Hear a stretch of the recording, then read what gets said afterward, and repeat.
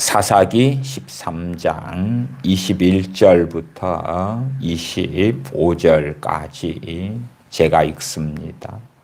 여호와의 사자가 마노아와 그 아내에게 다시 나타나지 아니하니 마노아가 이에 그가 여호와의 사자인 줄 알고 그 아내에게 이르되 우리가 하나님을 보았으니 반드시 죽으리로다.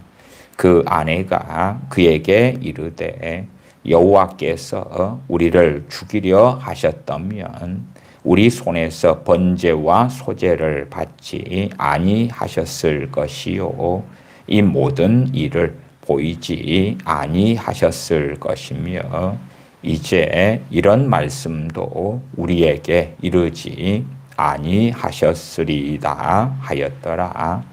여인이 아들을 낳음에 이름을 삼손이라 하니라.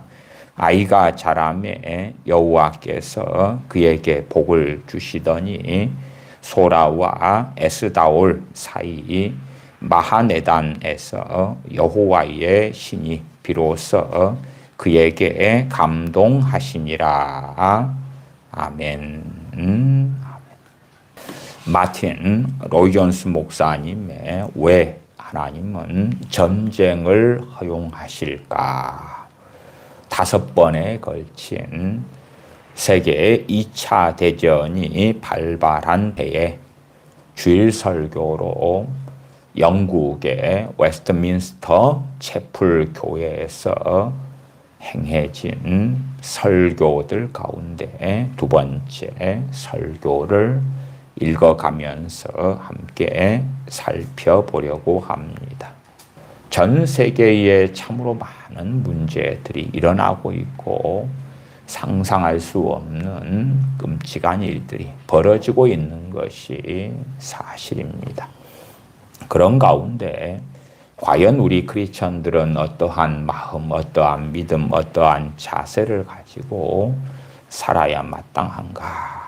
번째 설교의 제목은 전혀 예상 못한 일에 직면하여가 되고 방금 읽은 사사기 본문 사사기 13장 가운데 마틴 로이존스 목사님은 13장 22절과 23절을 본문으로 삼았습니다. 우리가 잘 아는 사사 삼손의 부모님에 대한 이야기가 됩니다. 이 설교를 읽어 가겠습니다. 이 본문은 삼손의 부모가 갑자기 위험하고도 어려운 상황에 처하였을 때 어떤 반응을 보여주는지 본문을 통해서 우리는 알 수가 있습니다. 우리가 겪는 위기란 우리를 시험하는 때를 뜻합니다. 그래서 이 삼손의 부모의 일들 속에서 볼 수 있듯이 위기는 무엇보다도 우리에게 다음과 같은 중요한 사항을 밝혀줍니다. 첫째, 위기를 통해서 우리는 우리가 정말로 어떤 사람인지를 정확히 알 수가 있습니다. 마노아의 아내는 남편과 대조적인 인물일 뿐만 아니라 성경의 위대한 여인들 가운데 한 사람이기도 합니다. 이제 일반적으로 통용되는 원리를 생각해 보십시다. 아무 문제 없이 평탄하게 사는 동안에는 모두가 그럴듯하게 꾸밀 수가 있습니다. 또한 우리는 어떤 생활 기준과 생활 자세를 받아들이고 그것을 행할 만큼 시간적인 여유도 있을 것입니다. 우리는 규칙을 지키고 또한 여러 가지 사람들이 인정하는 삶을 살 수 있습니다. 우리는 우리가 생각하고 믿는 것 또한 어떤 가능한 일들을 미리 가정해 놓고 그러한 일이 우리에게도 일어났을 때에 우리는 이렇게 할 것이다 라고 말하기도 할 것입니다. 이런 식으로 우리는 다른 사람들에게 우리가 어떠한 사람인지를 보여줍니다. 그러나 우리 모두가 연극을 꾸며 다른 사람들뿐만 아니라 우리 자신까지도 속인다고 저는 말씀을 드리는 것입니다.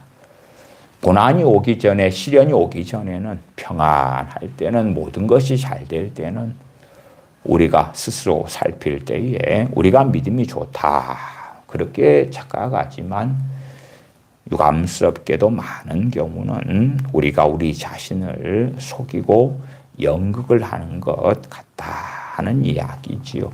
갈라디아서 6장 7절 말씀에 스스로 속이지 말라. 하나님은 업신여김을 받지 아니하시나니 사람이 무엇으로 심든지 그대로 거두리라. 우리가 심은 것을 거둘 수밖에 없는데 우리는 평안하게 잘 살다가 어떠한 심각한 문제, 시련, 어려움, 고난 등이 오면 왜 그럽니까? 우리가 마치 심은 것이 아닌 것처럼 착각합니다. 대한민국의 상황도 누가 심었습니까? 대한민국 국민들이 심었고 또한 거두고 있는 것입니다. 그렇기 때문에 한 개개인의 선택을 통하여 대한민국이 좌지우지 될 수는 없는 것이지요. 우리가 아시다시피 노아나 다니엘이나 욥이 있어도 자기 의로 자기만 살 뿐인 것이고, 하나님께서 인정하시는 사무엘 같은 종이 있다 할지라도 하나님께서 어떠한 나라와 민족을 심판하시는 자리에서 그것을 되돌릴 수 없다고 하나님은 말씀하시는 것이지요. 물론 대한민국의 상황에 있어서 과연 어떻게 앞으로 흘러갈 것이냐 하는 것은 대한민국 국민들에게 달린 몫이 되어질 것입니다. 계속 읽어갑니다. 우리는 평소에는 우리 자신을 알기가 어렵지만 시련이 닥치면 어쩔 수 없이 우리 자신을 돌아볼 수밖에 없게 됩니다. 시련은 우리가 무방비 상태에 있을 때 갑자기 닥칠 때가 많습니다. 이때 우리는 가면을 쓸 겨를도 없이 본능적으로 행동하게 됩니다. 이리하여 우리의 진짜 모습이 그대로 드러나고 마는 것입니다. 그러나 시련은 보다 깊은 의미에서 우리를, 특히 우리의 말과 주장을 시험하는 계기가 되어집니다. 우리 속담에 어려울 때의 친구가 진짜 친구라는 말이 있습니다. 이 말은 변치 않는 친구를 뜻하지요. 어려울 때 하는 행동을 보면 그 사람이 어떤 사람인지 알 수 있습니다. 평소에 남발하는 약속과 말만 가지고서는 그 사람의 인물 됨됨이를 알 수가 없는 것입니다. 주님께서 나더러 주여 주여 하는 자마다 천국에 다 들어갈 것이 아니요 다만 하늘에 계신 내 아버지의 뜻대로 행하는 자라야 들어가리라고 마태복음 7장 21절에 말씀하시므로 이러한 것을 우리에게 경고해 주시는 것입니다. 어려울 때, 위험에 처할 때 행하는 행동을 보면 그가 어떤 사람인지를 알 수가 있습니다. 그래서 평소에 우리를 잘 알고 있던 사람들이 어려울 때 행하는 우리의 행동을 보고 놀랄 수도 있는 것입니다. 위기에 처하면 평소에 큰 소리로 떠들던 사람이 갑자기 입을 다물고 평소에 이렇게 하겠다 저렇게 하겠다고 말하던 사람이 조용히 침묵을 지키기도 합니다. 그러나 우리는 어려운 시기에 처해야 우리가 실제로 믿고 있는 것, 곧 우리의 믿음의 진실이, 실상이 무엇인지 밝혀진다는 사실을 깨닫는 것은 무엇보다도 중요합니다. 이 설교를 듣는 이들 가운데서는 기독교적인 환경 속에서 자라고 태어날 때부터 기독교적인 교육을 받은 사람이 많을 것입니다. 당시가 이제 1939년 영국에 참으로 전통이 있는 웨스트민스터 채플 교회의 주일 설교였지요. 우리나라 대한민국으로 한다면 모태신앙쯤 되는 사람들, 이렇게 양육받은 우리는 기독교적인 것들을 익히 알고 기독교의 신앙에 익숙해져 있습니다. 우리 주변에 있는 사람들은 누구든지 하나님을 잘 믿는 것으로 보일 수도 있습니다. 또한 우리 자신이 진실로 하나님의 말씀을 정말로 믿고 있다고 생각할 때도 있습니다. 그러나 하나님의 말씀들을 바로 성경이 그러한가 하고 알려고 생각하지는 않습니다. 뿐만 아니라 하나님의 말씀들 자신이 믿고 있다. 자신이 정말 이것은 성경의 진리다라고 믿고 있는 것들에 대하여 진실로 그것이 바른지 틀린지 의심할 생각도 추워도 하지 않습니다. 언제 그렇습니까? 평안할 때, 문제가 없을 때, 심지어 하는 일들이 잘 되어져 갈 때에 내가 잘 믿기 때문에, 신앙생활을 잘하기 때문에 하나님께서 복을 주셔가지고 평안한갑다. 그렇게 하면서 자신의 신앙의 실상에 대하여 의심을 안 한다 그 말이지요.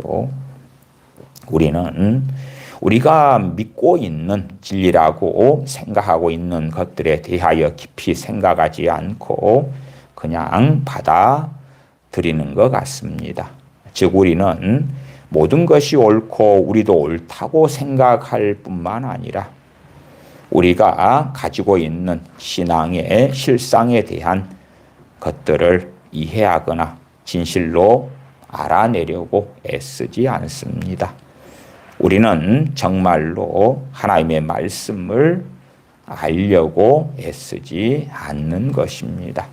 우리는 매일 식탁에서 빵과 버터를 먹는 것처럼 그렇게 신앙을 받아들이는 경향이 있습니다. 그리고 모든 일들이 잘 되면 스스로 옳고 참된 신앙을 가지고 있다고 착각합니다. 무언가 부족한 것이 있다고는 전혀 생각하지 않습니다. 그러다가 갑자기 어려운 문제에 부닥치게 되면 언제 하나님을 믿었느냐 싶게 행동하거나 반응을 보입니다. 전도에서 주님을 믿은 다음에 주님에 대한 자기들이 생각하는 어떤 기대감이 있어요. 그 기대감 가운데에 그러한 것들이 이루어지지 않았을 때에 주님을 부인하고 떠났던 사람들을 많이 알고 있습니다. 저는 제가 목회했던 교회에서 남편이 의처증이었던 가정이 두 가정이 있었어요. 두 가정. 그러면 이제 의처증 가진 남편 때문에 그 두 사람은 얼마나 큰 고통을 받습니까? 어디 시장 보러도 잘 못 다니는 것입니다. 그럼 뭘 기대하고 하나님께 기도합니까? 의처증 가진 남편을 고쳐달라는 거죠. 변화시켜달라는 거죠. 그 끔찍한 의처증을 좀 고쳐달라는 거예요. 그러나 1년이 지나고 2년이 지나고 3년이 지나도 남편의 의처증은 심해져 가고 고쳐지지 않는 것이지요. 그러니까 결국은 신앙생활을 포기하는 것으로 가더라 그 말이에요. 자신들이 예수님 믿었기 때문에 자신이 직면하고 가진 문제들을 하나님이 고쳐줄 것이다 기대하면서 1년 혹은 2년, 3년 등은 참더라 그 말이에요. 그러나 당연히 못 참을 때가 오겠지요. 목회자의 경험 가운데 질병이나 불행이나 슬픔이나 재난이나 재해나 전쟁 등과 같은 매우 위험한 공경을 하나님께 대한 믿음으로 헤쳐나가지 못하는 사람들을 만날 때처럼 슬픈 일은 없습니다. 평소에 그들은 모범적인 신앙인처럼 보였습니다. 그들은 심각한 죄를 범하지도 않았습니다.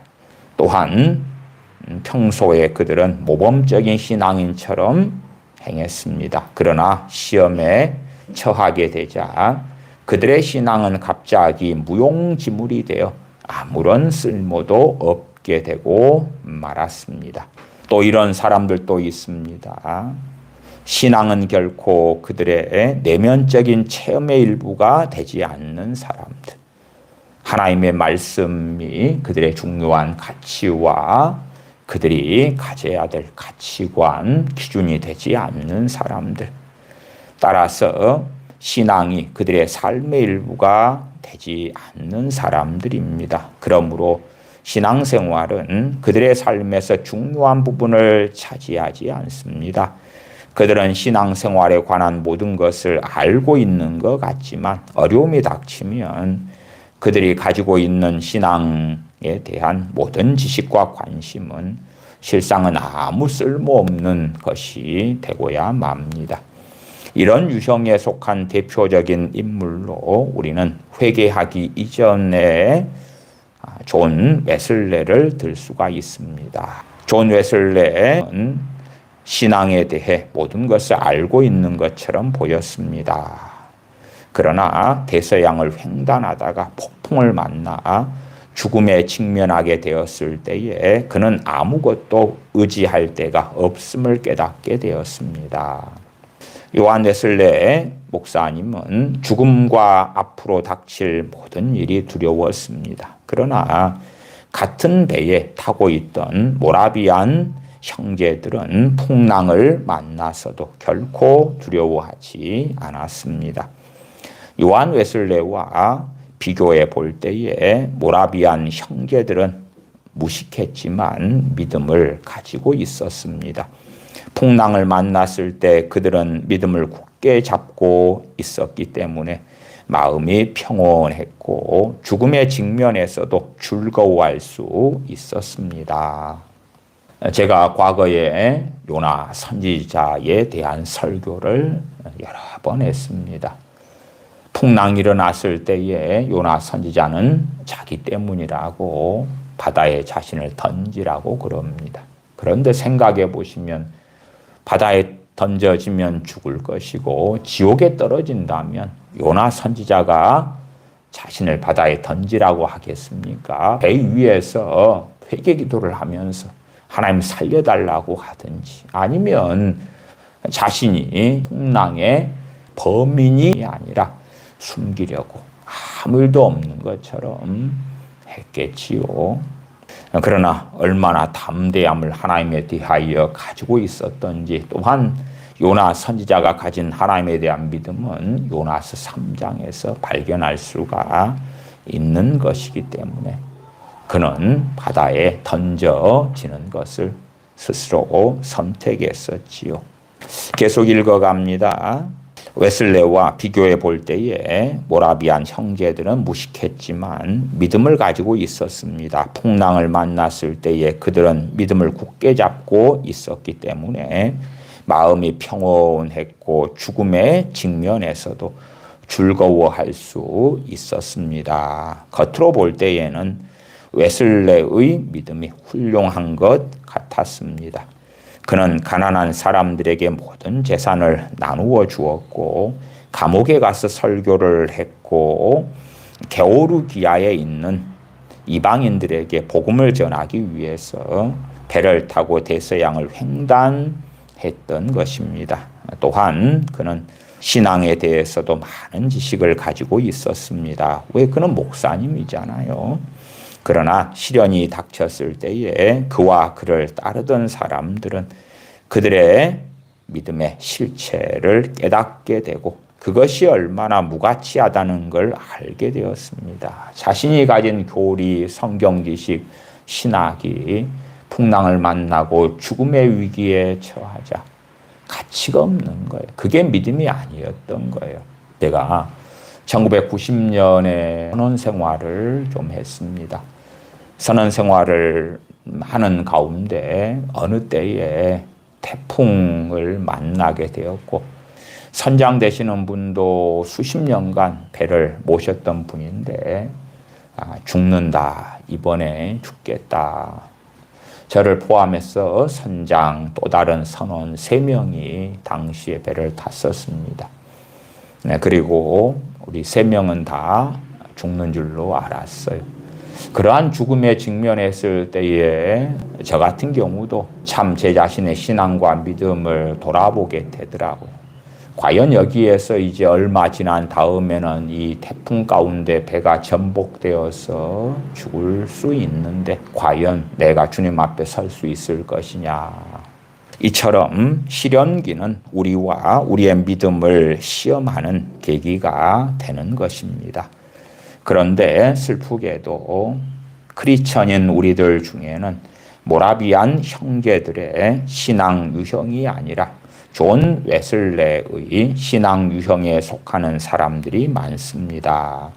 우리는 복을 몹시 받고 싶어 하고 믿음을 통해서 하나님께서 주시는 모든 은혜와 복을 받을 것으로 기대합니다.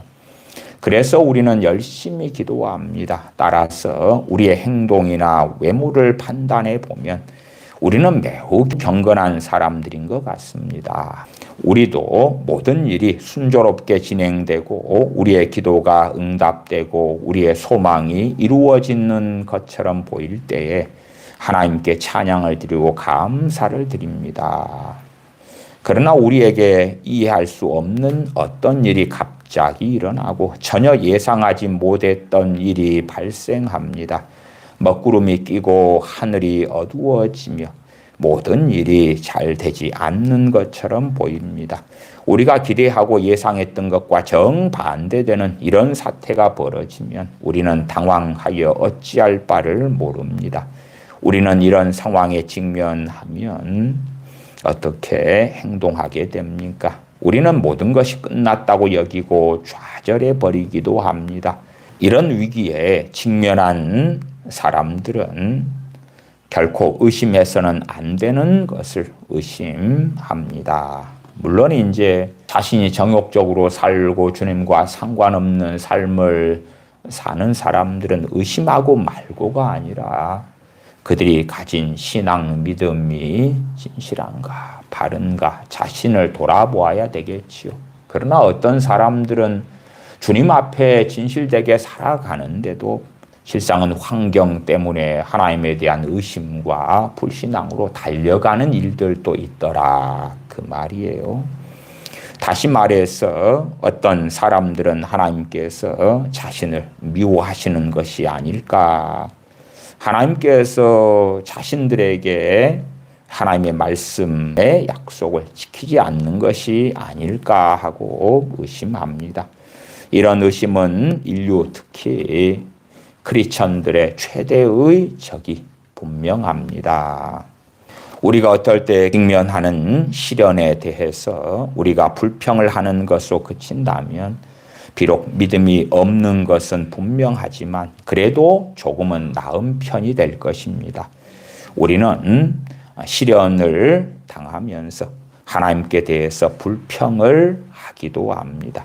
우리는 하나님께 여러 가지 질문을 제기하거나 명시적으로 표현하지는 않지만 하나님을 의심하고 있음을 드러내는 말들을 하기도 합니다.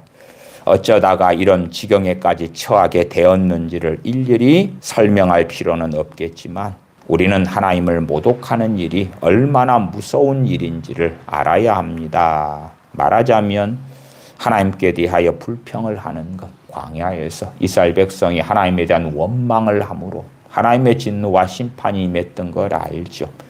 그 하나님을 원망하는 그것이 하나님을 모독하는 것이다 라고 마틴 로이 존스 목사님은 설명합니다. 하나님을 모독하는 것이야말로 모든 불행의 근원이 됩니다. 이것은 죄 중의 죄, 곧 불신앙의 죄입니다. 어떤 죄를 다른 죄와 비교할 필요는 없겠지만 성경은 우리의 잘못된 행동이나 심지어 범죄조차도 이런 불신앙의 죄와 비교해 볼 때는 아무것도 아니라고 말씀합니다. 왜냐하면 불신앙은 하나님을 대적하는 행동이 되는데 반해서 다른 여러 가지 죄들은 인간의 나약함과 무력함을 드러낼 뿐이기 때문입니다. 그런데 하나님과 그의 자비하심을 의심하는 것은 그에게 순종하지 않거나 하나님의 계명을 행하지 않는 것보다 더 가증스러운 죄가 됩니다. 이에 대해서는 더 이상 언급할 필요도 없습니다. 자, 우리는 먼저 마노아의 아내 된 여인의 행동을 살펴보아야겠습니다. 놀랍게도 이 여인은 합리적으로 생각할 줄 알았기 때문에 바른 행동을 할 수 있었던 것입니다. 이 얼마나 간단한 이치입니까? 대부분의 사람들은 신앙을 온갖 불행으로부터 항상 기적적으로 구원을 가져다 주는 것으로 생각하기를 좋아합니다. 예수를 믿는 신앙만 가지면 불행으로부터 보호가 될 거야. 행복이 찾아올 거야. 좋은 일이 있을 거야. 현재의 많은 어려움들이 신앙생활을 해나가면서 해결되고 그럴 뿐만 아니라 좋은 일이 1개, 2개, 3개, 4개, 5개, 재산은 더 많이 증식하고 자녀들은 더 잘 되어가고 그러한 것을 기독교 신앙이다. 그렇게 생각하는 사람들이 참 많다 그 말이. 기복주의 복음을 통해서 그렇게 믿는 이들이 참 많은 거지요. 그렇기 때문에 로마서 5장 3절 4절 같은 말씀을 도무지 이해하지 못할 것입니다. 다만 이뿐 아니라 우리가 환난 중에도 즐거워하나니 이는 환난은 인내를, 인내는 연단은 소망을 이루는 줄 알미로다. 환난 중에도 즐거워하나니. 로마 교회는 환난을 당했어요. 그리고 로마 교회는 환난 중에 즐거워했던 것입니다. 사도 바울도 그랬습니다. 디모데도 그렇습니다. 신라도 그랬습니다. 그러나 우리는 환난 수준도 아니고 얼마의 어려움, 얼마의 시련, 얼마의 고난만 찾아와도 할 일을 피우는 것입니다. 참으로 우리가 얼마나 우리의 신앙의 실상이 어떠한지를 우리가 겪는 여러 일들을 통해서 살펴보아야 하지요. 교회에서 자주 들을 수 있는 슬로건을 보면 이 점을 알 수가 있습니다. 하나님을 시험해보라, 기도를 해보라 등이지요. 우리는 이러한 표현들에서 무엇이든 우리가 필요한 것을 하나님께 기도하기만 하면 하나님께서 우리의 요구를 들어주실 것 같은 느낌을 받습니다. 대부분의 사람들은 쉽고 간단하게 믿기를 원합니다. 하나님 말씀을 구체적으로 알려고 하지 않고 맹목적으로 믿기를 원하는 것이에요.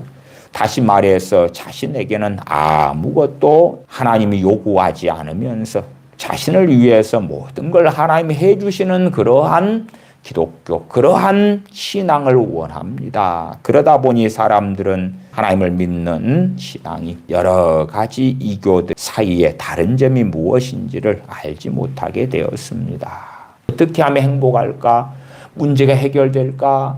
어떻게 하면 더 많은 돈을 벌 수 있을까? 어떻게 하면 성공을 가져올 수 있을까? 내가 욕망하는 걸 얻을 수 있을까? 그런데 초점이 맞추어지고 하나님의 말씀이 무엇인지, 하나님은 어떤 분이신지, 하나님을 아는 지식, 그리스도를 아는 지식, 성령님을 아는 지식, 그런 데는 관심이 없는 거지요. 우리는 우리 자신, 곧 우리의 기분이나 감정, 이런 것들에 관심을 가지고 있기 때문에 내가 행복한가, 내가 불행한가, 그다지 중요하지는 않지만 우리에게 심각한 영향을 미치는 문제에 부딪힐 때에는 그 문제를 어디서부터 어떻게 풀어가야 할지 몰라서 우왕좌왕하게 됩니다. 우리는 갑자기 문제에 부딪히면 간담이 서늘해져서 그 문제로부터 도피하는 일들도 많습니다. 이런 상황에 부딪히면 우리는 될 대로 되라는 식으로 자제력을 잃고 말기도 합니다. 우리는 자신을 포기한 채 그것에 맞서 싸우거나 그것을 극복하려는 적극적인 노력을 하지 않게 되기도 합니다. 또한 자제력을 잃어버릴 뿐만 아니라 그대로 방치해 둡니다. 이런 일은 단순히 우리가 게으르기 때문에 일어나는 것이 아니라 재난을 당하거나 충격을 받거나 위기에 봉착하여 정신을 잃어버렸기 때문에 발생하는 것입니다. 그런 상황에 처한 사람들은 울부짖거나 절규하거나 사소한 일에 충격을 받곤 합니다. 즉 자기 통제력을 상실하기가 쉽다는 말입니다. 자기가 믿는 신앙에 알맹이가 없다 그 말이에요. 하나님을 믿습니다. 예수를 믿습니다. 그런데 정말 우리를 불러서 하나님의 자녀 삼으신 것이 그리스도와 함께 고난도 받게 하려 하십니다. 야고보서 1장 인내를 온전히 이루라. 그러한 걸 도무지 이해하려고 하지 않습니다. 그렇기 때문에 의를 위하여 핍박을 받는 것, 또한 우리 주님으로 인하여 핍박을 받는 것, 그런 것이 아니라 주님으로 인하여 행복이 오는 것, 주님으로 인하여 성공이 오는 것, 주님으로 인하여 문제 해결이 오는 것, 주님으로 인하여 잘 되는 것, 주님으로 인하여 돈을 버는 것, 주님으로 인하여 부동산이 잘 되고 주식 투자가 잘 되고 주님으로 인하여 자녀가 잘 되고 그런 것들을 기대하고 있다가 정반대의 일들이 생기면 정신을 잃어버리는 것이에요. 자기가 원했던 하나님, 자기가 기대했던 하나님의 역사가 아니기 때문에 그렇지요. 그러나 삼손의 어머니는 위기에 봉착하여 위에서 말한 것과는 정반대의 반응을 보인 대표적인 인물입니다. 그녀는 이런 상황에 처해서 의연하게 행동했습니다. 그녀는 남편이 좌절하고 두려워하는 것을 보고 오히려 합리적으로 생각하고 그 문제를 깊이 따져본 후에 매우 논리정연하고 타당성 있는 결론을 내렸습니다. 불행과 공경에 처해 있는 사람에게 신앙이 우리를 위해서 무슨 일이든 해주어 갑자기 모든 것을 바로잡는 대신 우리에게 논리적으로 생각하도록 요구하고 명령하는 것은 매우 이상하게 보일 것입니다. 어려움만 처하면 하나님 빨리 해결해 주세요. 그러나 그러한 일들을 통해서 우리를 돌아보고 살펴보고 오히려 평안할 때에 하나님의 말씀을 통해 하나님을 알아가고 그런 사람들이 고난을 당했을 때 견뎌내고 믿음에서 후퇴하지 않고 주님 붙잡고 앞이 때로는 보이지 않는 캄캄한 것 같은 시간들도 인내하며 보낼 수 있을 것입니다. 말을 하기 전에 충분히 문제를 생각하십시오. 마음을 잡고 여러분 자신과 특히 여러분의 입술을 삼가하십시오. 충분히 생각했다는 마음이 들기 전에는 아무것도 하지 마십시오. 물론 하나님의 말씀을 가지고 있지 않는 사람들은 충분히 생각해도 자기가 가진 가치관, 자기가 가진 진리가 아닌 비진리에 의해서 생각할 테니까 결론이 얼마든지 잘못될 수는 있죠. 최소한 야고보서에 있는 말씀으로 하면 말하기를 더디하라. 어떤 일을 닥쳐서 힘들어 그리고 남편에게, 아내에게, 친구에게 그걸 쏟아낸다면 하나님께서는 결코 기뻐하지 않을 거예요.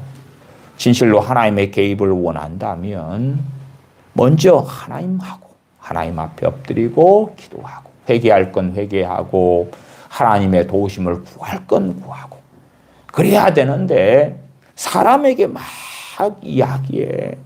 그러면서 위로받으려고 그래. 답도 없는 많은 일들에 대하여. 그러면서 시간을 이제 며칠, 몇 주 보낸 다음에 답이 없으니까 하나님 어찌합니까? 이미 하나님 보실 때에 불신앙으로, 어리석음으로, 죄악으로 가득하게 되고야 말아서 많은 경우 때가 늦어버릴 때도 많더라. 왜? 신문대로 거두니까요. 그 다음은 문제 해결을 위해 적극적으로 노력하고 적극적인 사고를 하도록 하십시오. 일어난 일에만 매달리면 아무리 생각을 쥐어짠들 속수무책이 되고야 말 것입니다. 그렇기 때문에 적극적으로 생각하십시오. 어떤 점에서 보면 마노아는 매우 논리적인 사람이었습니다. 그는 하나님을 본 사람은 누구든지 죽을 수밖에 없다는 사실을 알고 있었습니다. 그의 잘못은 그가 그 사실만을 생각하고 그 외의 다른 사실들은 전혀 생각하지 않았다는 것입니다. 그래서 그는 결국 잘못된 결론에 이르고야 말았습니다. 다시 말해서 그는 한 가지 사실만 가지고 결론을 내린 것입니다. 우리도 그렇게 하는 경우가 얼마나 많습니까? 이제부터 우리는 한 가지 사실만 가지고 성급하게 결론을 이끌어낼 것이 아니라 다른 사실들도 염두에 두어야 합니다.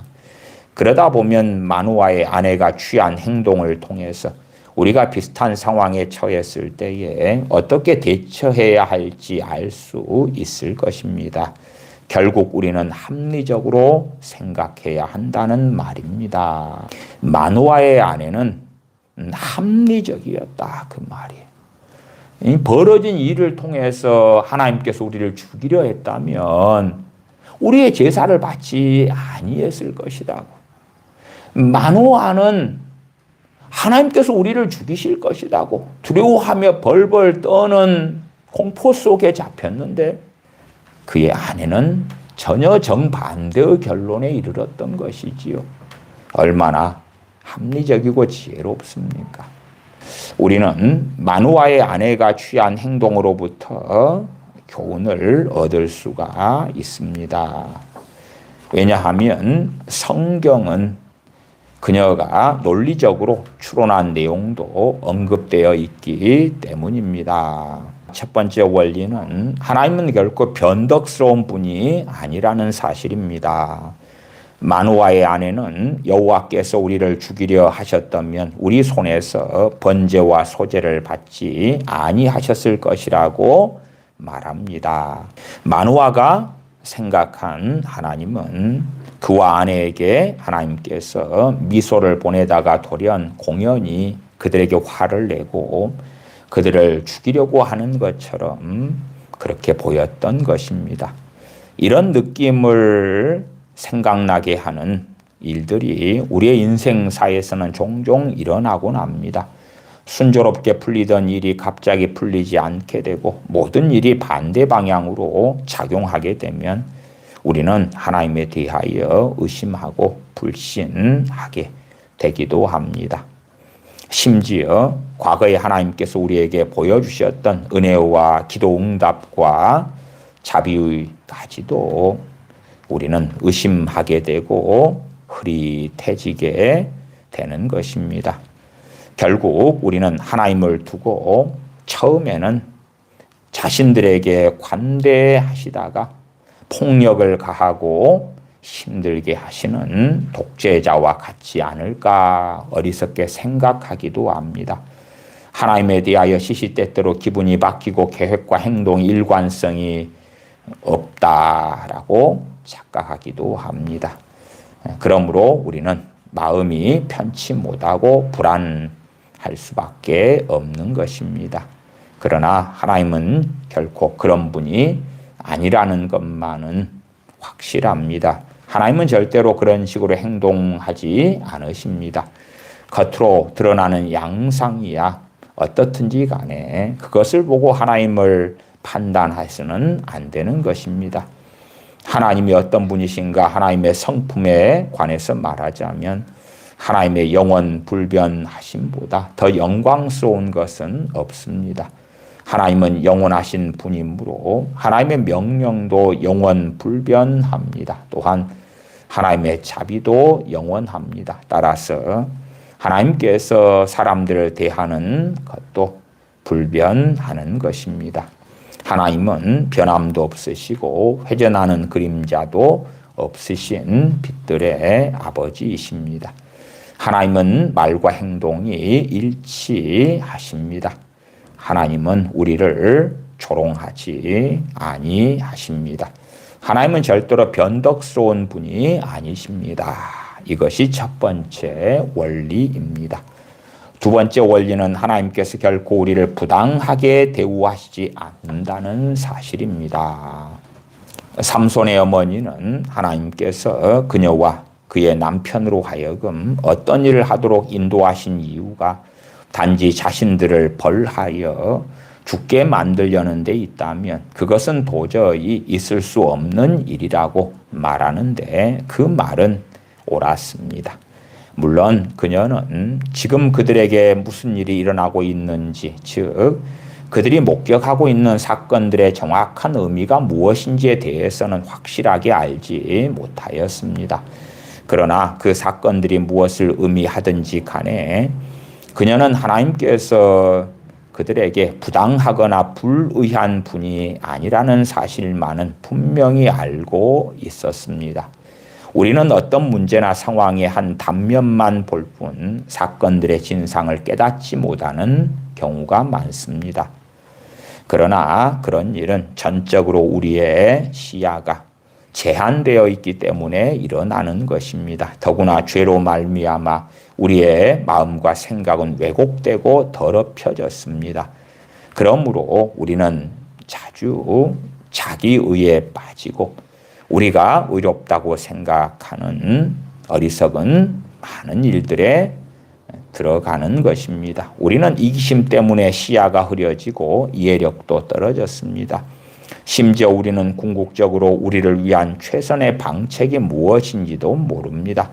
그 정도로 어두움이 우리에게 깊이 침투해 들어왔습니다. 이처럼 어리석으면서도 우리는 하나님을 불의하거나 불공평하다고 비난합니다. 저는 많은 미움과 증오와 용서하지 않음을 품고 살아온 이들을 만나왔고 상담해 왔기도 합니다. 그래서 그들은 하나님의 평안을 누릴 수 없었고 하나님의 은혜를 누릴 수 없었습니다. 그러나 그런 사람들은 왜 하나님은 자신들에게 평강을 주시지 않고 은혜를 주시지 않고 기도에 응답하시지 않는가 하고 의아해했습니다. 그리고 자세하게 어느 정도의 사정까지 살펴보노라면은 주님을 믿은 다음에도 여전히 사랑하기보다 미워하고 저주하고 심지어 미워하는 일들, 다투는 사람들이 더 많아져 온 일들이 너무 많이 있었더라. 우리는 어리석은 마음으로 하나님을 판단할 때가 많습니다. 그러나 결코 그러한 어리석음에 빠지면 안 될 것입니다. 세 번째 원리는 하나님께서 그 자신과 그의 자비로운 목적을 결코 부정하지 않으신다는 것입니다. 베드로 사도가 주님의 재림의 지연 이유에 대하여 말씀하지요.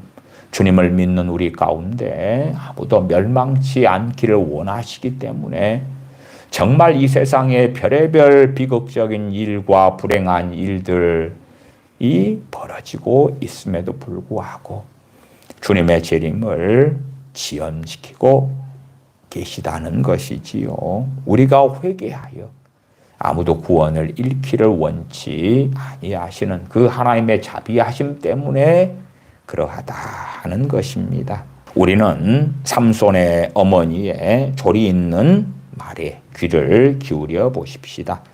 하나님께서 우리를 죽이려 하셨다면 이 모든 일을 보이지 아니하셨을 것이며 이제 이런 말씀도 우리에게 이르지 아니하셨으리라. 실제로 그녀는 남편에게 이 땅에 임하셔서 자비를 보이신다는 훌륭한 징조들을 우리에게 보여주신 하나님께서 지금 우리를 죽이려 하신다는 상상이나 할 수 있겠습니까? 라고 묻는 것입니다. 더 정확히 말해서 그녀는 하나님께서 우리의 삶에 개입하시어 우리를 위해 우리 안에서 우리를 통해 이루실 특별한 계획과 목적을 가지고 이 모든 일을 시작했다가 갑자기 그만두려 하신다고 상상할 수 있겠습니까? 라고 묻는 것입니다. 하나님께서 어떤 일을 시작하셨다가 갑자기 그 일을 번복하시거나 그만두신다고는 도무지 생각할 수 없기 때문입니다. 사도 바울은 빌립보서 1장 6절에 너희 속에 착한 일을 시작하신 이가 그리스도 예수님의 날까지 이루실 줄을 우리가 확신하노라.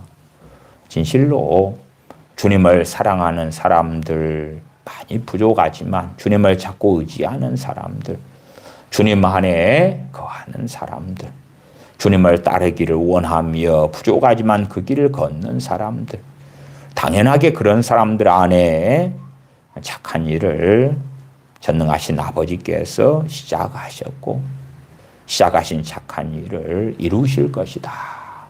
갈보리 산에서 참혹한 죽음을 맞이하도록 독생자를 보내실 만큼 크신 사랑을 갖고 계신 하나님께서 지금 여러분을 버리시겠습니까? 여러분은 자신에게 일어나고 있는 일을 이해하지 못할지도 모릅니다. 또 여러분은 그 일이 전적으로 잘못되었다고 여길지도 모릅니다. 그렇지만 여러분 자신을 하나님께 맡기며 증명할 수 없어도 믿으십시오. 그리고 불변하고 공의로우며 그리스도 안에서 우리를 위해서 특별한 목적을 가지고 계신 하나님을 굳게 붙잡으십시오.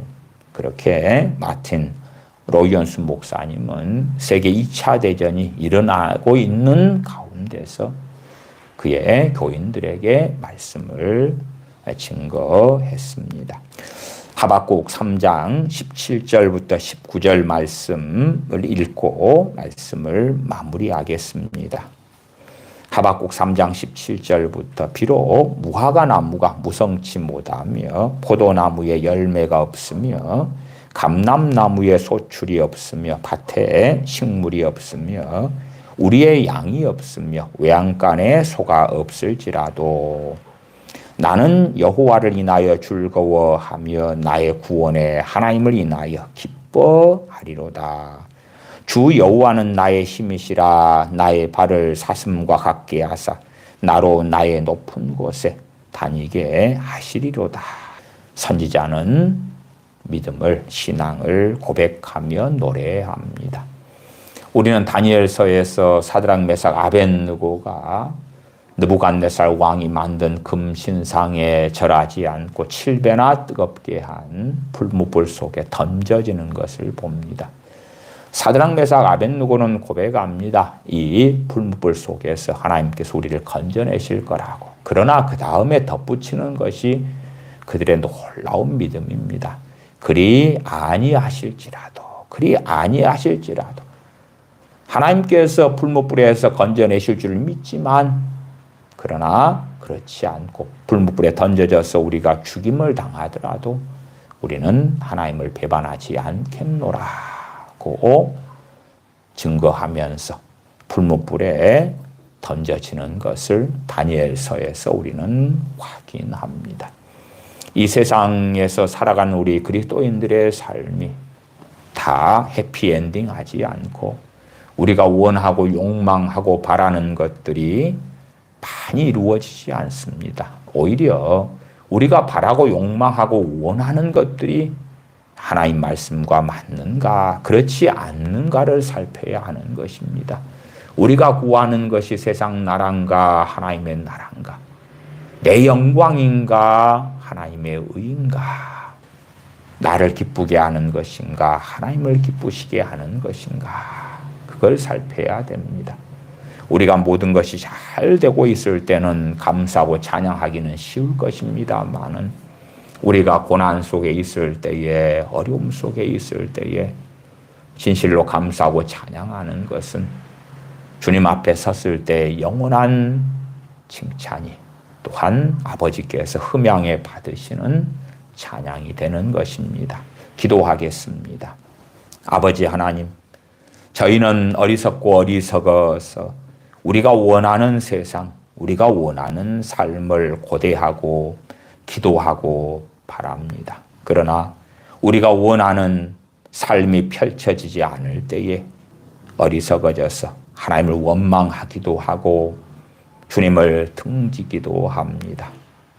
진실로 하나님의 말씀을 통해서 하나님께서 어떻게 역사 가운데 행하셨는지 또한 하나님의 백성들에게 명하시고 말씀하시는 것이 무엇인지, 어떤 일들이 이 세상에 일어나왔고 앞으로 장차 일어날 것인지를 보면서 여러 고난, 환난, 어려움 속에서도 오히려 주님 의지하고 붙잡고 전능하신 아버지께서 저희들에게 영원한 영광을 이루기 위하여 행하시는 일들로 인하여 찬양하고 감사하고 주님 의지하고 살다가 주님 배옵는 저희가 되게 하여 주시옵소서. 우리 주 예수님의 이름으로 기도하옵나이다. 아멘.